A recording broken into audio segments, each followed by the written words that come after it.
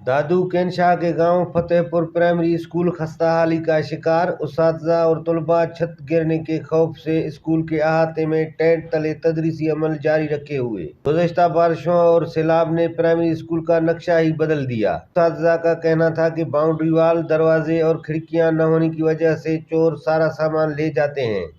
School में furniture की कमी, पानी का हैंडपंप, वॉशरूम का न होना उस्ताद और तलबा की बेचैनी के सबब बन चुके। हर आए दिन छत का प्लास्टर गिरने लगा।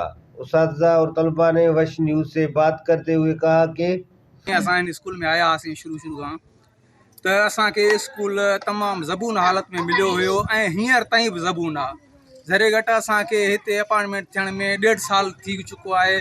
असांखे हिन स्कूल लाइ न दरवाज़ो आहे, न मेन गेट, न असांखे बाउंड्री वाल आहे ऐं असांजा जेके क्लास आहिनि अंदरि उहे बि ज़बून हालत में आहिनि।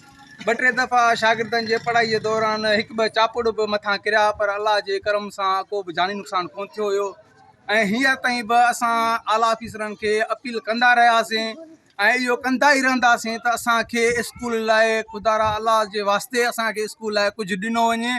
असां वटि टेंट लॻल आहे जेका हींअर उहा बि ख़राबु कंडीशन में आहे ऐं असां हिन टेंट में खुलियल माहौल में असां सर्दी में ॿारनि खे कहिड़े तरीक़े सां हिते पढ़ाईंदासीं, इहो त असांखे ॾाढी ॾुखियाई आहे, ॿारनि खे ॾुखियाई आहे। बाक़ी आला ऑफिसरनि खे घुरिजे त असांखे इहे जेके बि शयूं आहिनि स्कूल जूं इहे मुहैया कयूं थी वञनि। बिल्डिंग जी सूरत हाल सर, न बाउंड्री वाल आहे, न ॾिसो था त को फर्नीचर आहे, का शइ कोन्हे। ऐं हीउ इलाइक़ो तव्हांखे ख़बर आहे त मौसमार इलाइक़ो, बोर्ड में सॼो स्कूल जेको हुयो पाणी अंदरि हुयो।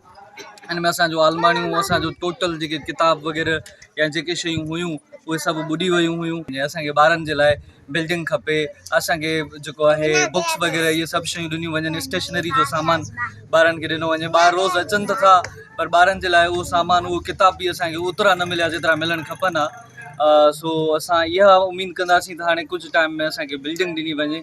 असांजा उस्ताद सॼो कुझु सभु महिनत कनि था, ॿार बि रेगुलर अचनि था।